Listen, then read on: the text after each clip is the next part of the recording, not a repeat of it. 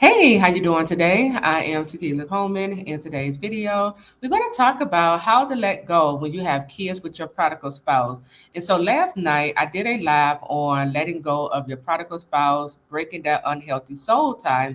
And so for some of you, you have children with your prodigal spouse and you're wondering, well, how do I do this, Taquila? How do I let go and break this unhealthy soul tie I formed with my prodigal and we have children together?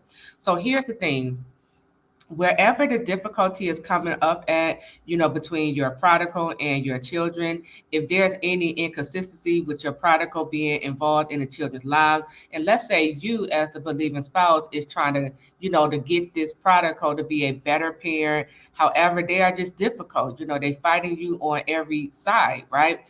Or they will give you their word only to let you down, let you and the children down.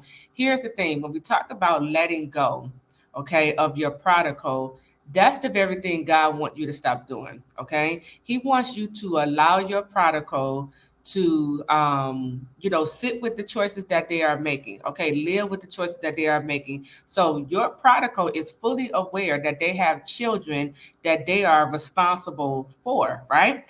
And so your prodigal also know, okay, I'm not, whether or not if the two of you are living in a house or not together, but your prodigal is very well aware that they have children they are responsible for, and children they need to take care of. So it's up to your prodigal decide what type of parent they want to be. It's up to your prodigal decide, what type of parent that they are going to choose to show up as in their children's lives. And so whoever your prodigal chooses to be, however way they choose to show up, allow your prodigal to sit with that decision. Okay. Now, what I'm not saying is if your prodigal is abusive to your children, then you just go along with the abuse. I'm not saying that. I'm not saying if your prodigal is doing things that is now damaging or harmful or hurtful to the children to go along with it and don't say anything. I'm not saying that as well.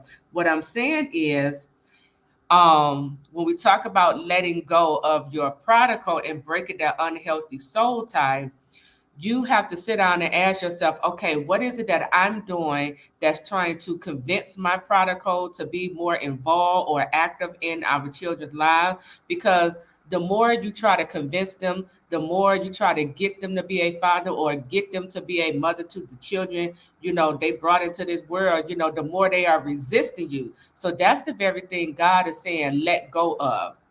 Stop trying to, get your prodigal, to be a better parent when that's not their desire, or their, that's not, on their heart in the moment, right? So God is like, take your hand off of that and give it to the Lord. Okay. Because God know the heart. He know exactly why your prodigal is behaving this way. He know why. He know your prodigal fears. He know their insecurities. He know, the very reason why they are responding to their own children this way. And so this, you can begin to turn into a prayer point and begin to pray and ask God, create in my prodigal a clean heart, renew a right spirit within them. Father, give my prodigal a heart for their children. Okay. Begin to turn my prodigal spouse's heart back to their child, right? And my children's heart back to their father or mother, right? You could turn these into prayer points, but God doesn't want you wearing yourself out, stressing yourself out, trying to get this prodigal to be a better parent or just to be involved in a child's life if that's not what they're choosing to, be in this moment. So let your prodigal spouse go, just by releasing all of your attempt of trying to get them to be a better parent. You have to allow God to step in and deal with the heart of the matter. You have to allow God to step in and renew the mind to help your prodigal to overcome their own fears of being a father, their own fears of being a mother. You have to allow God to come in and, turn those insecurities to now confidence, okay? Where they showing up as a better mother or a father, okay? And so, like I said, letting your prodigal spouse go when you have children with them, letting go is referring to you stop doing whatever it is you're doing that's trying to get them to be a better parent, okay?